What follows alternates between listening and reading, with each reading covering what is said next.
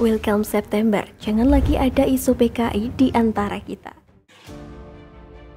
Siap, sabilillah. Siap. Hangkuskan PKI. Siap. Mut syahidan. Iskariman. Hidup mulia atau mati Syahid. Jangan diberi jalan untuk PKI. Yang pasti, apakah kalian ridho kalau PKI memimpin Indonesia? Anggota PDIP, Rika Kitaning, kemudian Rika Diga Pitaloka, dan Jokowi PKI. Apa yang disampaikan Pak Kiflan Zain benar. Ya kalau itu pernyataan Pak Mardhani biarin aja. Ngapain kita pusingin? Beban yang dipikul Pak Jokowi itu berat sekali. Salah satu beban dia dituduh PKI. Dan alasan-alasan untuk menuduh dia itu tidak ada. Tidak punya bukti jelas. Kalau ada, cobalah dibuka.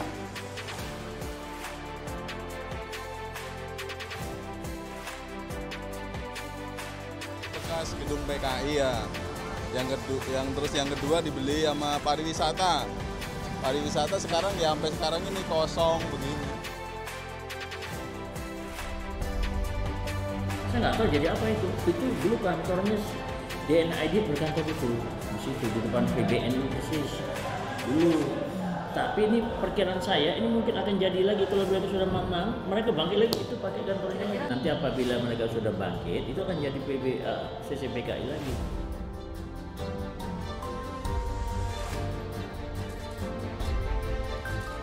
Itu kan satu tafsiran saya. Belum tentu benar. Dia mungkin punya kepentingan sendiri. At least kepentingan dia menyenangkan oligarki yang mendukung dia, yang berkepentingan melemahkan Jokowi. Ya kalau menghadapi tuduhan-tuduhan yang seperti ini, ngapain sih kita komentari? Kita jalan saja terus. Itu tidak akan mempengaruhi apa-apa. Karena rakyat akan memiliki nalar tersendiri untuk mampu membedakan mana yang benar dan mana yang tidak benar.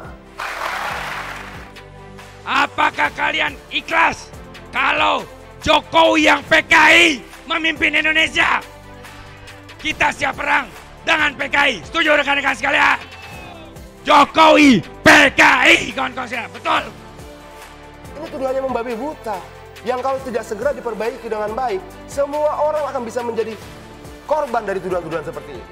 Tugas seorang pemimpin secara moral itu, kalau trauma sejarah ini bagaimanapun bisa jadi penyakit. Kurang apa lagi kita sebagai bangsa yang sudah bertahan sekian puluh tahun tidak mampu dihancurkan oleh siapapun. Saya menghargai pengalaman hidup Bapak. Saya menghargai pengalaman traumatik Bapak. Tapi itu tidak mungkin kita wariskan pada generasi kita terus-menerus. Bagaimanapun juga, generasi muda hari ini akan memiliki zamannya sendiri. Generasi muda hari ini akan memiliki tantangannya sendiri. Mereka akan memiliki musuhnya sendiri. Biarkan mereka menghadapi itu. Tidak kemudian hantu masa lalu harus kita wariskan menjadi hantu bagi mereka kemudian hari. Tidak bisa. Tidak bisa. Jangan membela PKI. Tidak ada yang membela PKI. Saya sudah tidak mau ketakutan masa lalu kita wariskan pada anak muda kita.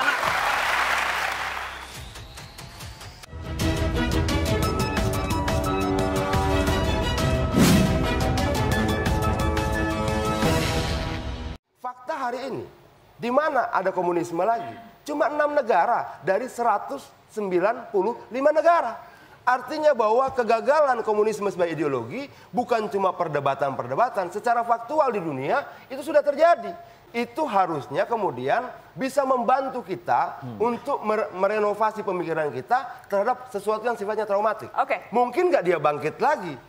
Mereka mulai dengungkan. Di mana, Pak? Ya, di sana kok melihatnya. Di mana? 2017 saya di sana kok melihatnya. Isu, kabar, tuduhan atau apapun namanya terkait Partai Komunis Indonesia atau PKI pasti muncul, atau tepatnya sengaja dimunculkan setiap kali bulan September tiba. Ada yang cuma ngomong banter tanpa data alias asal jeplak, tapi ada juga yang pakai alat peraga supaya terlihat meyakinkan. Meski dugaan kuatnya, isu dihembuskan sendiri, alat peraga dicetak sendiri, pura-pura ada temuan lalu dibakar sendiri. Ada yang gak beres sama cara pikir orang-orang semacam ini. Oh ya, ada lagi yang bilang seperti orang kehabisan obat, yakni menuduh Jokowi dan pemerintahannya sedang menerapkan ideologi komunis. Apakah kalian ikhlas kalau Jokowi yang PKI memimpin Indonesia? Kita siap perang dengan PKI. Setuju rekan-rekan sekalian? Jokowi PKI, kawan-kawan sekalian. Betul. Maaf, kayak gini hanya omongan yang asal jeplak dan lebih baik ditertawakan saja. Lagi pula kalau memang mereka yakin dengan ucapan yang ditemukan soal isu PKI itu, kan tinggal tunjukkan saja buktinya. Dan alasan-alasan untuk menuduh dia itu tidak ada. Tidak punya bukti jelas. Kalau ada, cobalah dibuka. Kalau sebut orang, ya tunjukkan siapa orangnya, di mana dia bersembunyi, terus ungkap ke publik dengan bukti orang itu terafiliasi dengan PKI. Kita ingat seorang Alfian Tanjung pernah menuduh kalau rezim sekarang yang berkuasa adalah rezim komunis. Yahya Waloni juga tak kalah heboh dengan ikut-ikutan soal COVID-19 yang disebutnya sebagai strategi komunis. Pernyataan yang semakin melengkapi deretan ucapan tanpa isi. Tapi cuma heboh di media sosial seperti buih ombak di lautan atau suara tong kosong berbunyi nyaring. Presiden Jokowi juga sudah pernah menjawab tudingan yang dialamatkan kepada dirinya dan keluarga. Karena sempat dulu ada isu kalau Jokowi dan keluarganya adalah keturunan PKI. Sempat pula beredar foto DNA Dit sedang berpidato. Lalu nampak orang di depannya yang disebut sosok Jokowi. Itu adalah DNA Dit.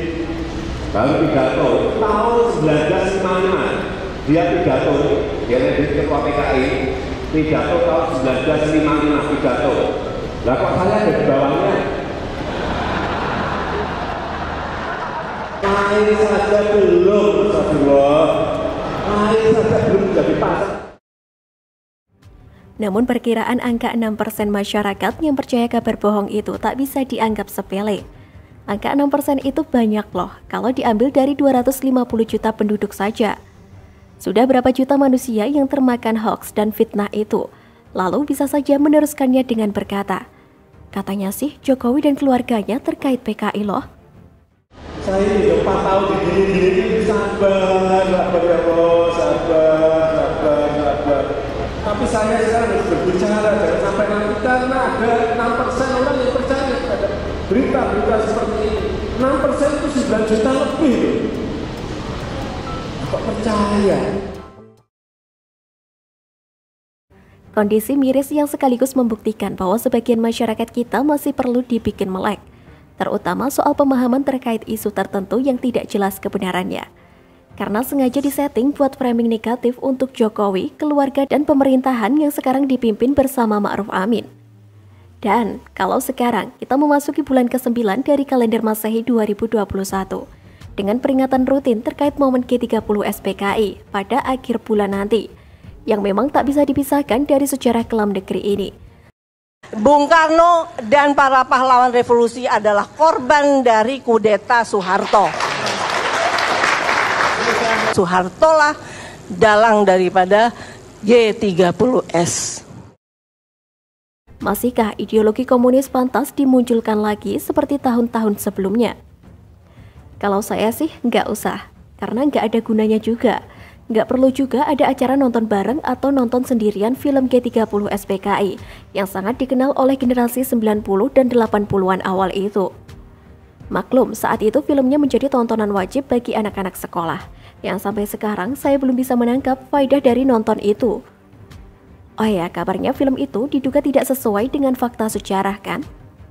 Entah mana yang benar, karena zaman itu mesin propaganda yang dilakukan rezim Soeharto agaknya sangat kuat, dominan dan juga menyentuh segala aspek kehidupan di negeri ini. Mau protes nggak berani, apalagi mau melawan. Mungkin nasib orangnya akan berakhir tragis. Wong anak SD bertanya saja langsung diselidiki sama Pak Harto. Ditanya, siapa yang suruh? Apa kamu mau nyampaikan apa pada saya? Nama saya Hamli dari Provinsi Sulawesi Tengah, Kabupaten Bangkai. Saya mau tanya, mengapa presiden di Indonesia cuma satu, padahal Indonesia sangat luas? Kenapa kamu tanya begitu? Kenapa? Siapa kamu tanya begitu? Siapa yang suruh siapa?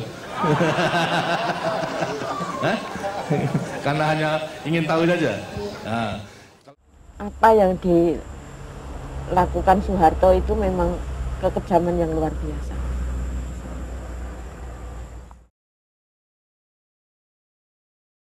Menurut Sarwo Edi, yaitu komandan yang melaksanakan program pembunuhan atas perintah Harto. 3 juta, dia ngomong begitu dengan bangga dia. Jadi sekarang saya ada kesempatan untuk hidup. Saya ingin membongkar semua kejahatan itu. Benar-benar pendekatan unik khas Pak Harto, sosok yang kerap tersenyum dengan penuh arti itu. Kata orang, julukan The Smiling General memang tepat buat orang ini. Senyumnya yang gak cuma menghanyutkan, tapi juga bikin Anda tahu sendirilah. Jadi gimana dengan September 2021 kali ini? Kalau berharap isu soal PKI atau komunisme hilang 100% sih rasanya mustahil ya. Namun setidaknya kalau isu unfaedah seperti ini bisa dikonter.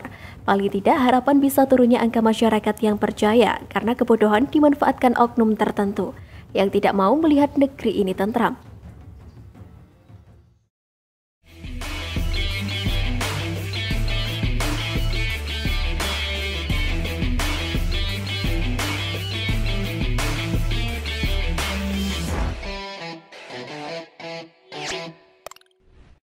Jangan lupa untuk subscribe dan nyalakan lonceng notifikasinya.